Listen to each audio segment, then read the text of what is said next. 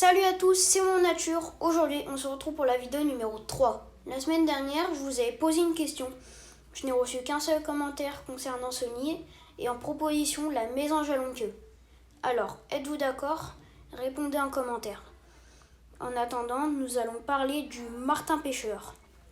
Alors, le martin pêcheur, il a une calotte barrée de bleu, une tache orange et blanc sur la joue, un dessus bleu électrique un peu plus terne chez le juvénile, des minuscules pattes rouges noires chez le juvénile, un menton blanc.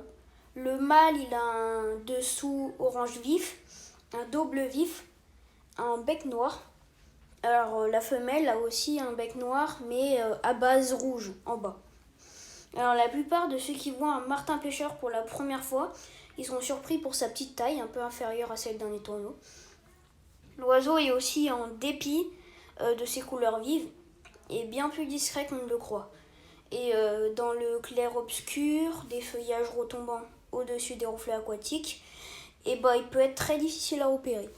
C'est souvent son cri suraigu qui trahit sa présence et c'est suivi par un éclair bleu filant au ras de l'eau. C'est pour ça qu'on l'appelle la flèche bleue. Parfois, il se laisse pourtant admirer dans de bonnes conditions. Et le martin pêcheur, il souffre beaucoup des hivers rudes, ce qui entraîne des fluctuations annuelles. Et l'un d'entre eux profite parfois d'un bassin à poissons rouges, mais ces visites sont très brèves, car l'espèce, elle est farouche et elle prompte à l'envol. Alors, il a un vol bas, direct, rapide, peu manœuvrant, avec des battements pressés, presque vibrants. Alors, sa nidification.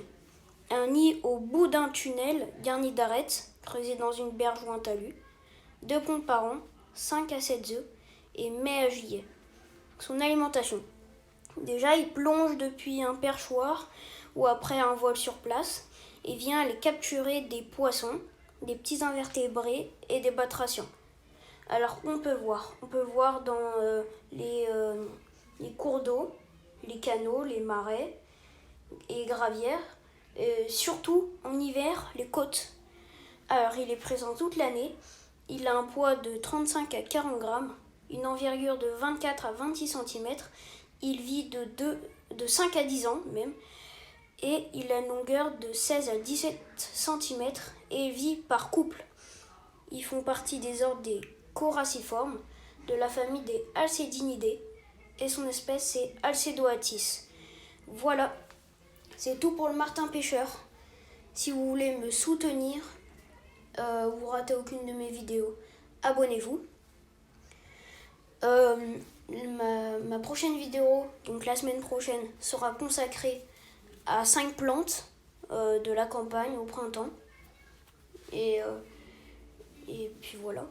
Alors, mettez un j'aime si vous avez aimé et mettez un j'aime pas si vous n'avez pas aimé.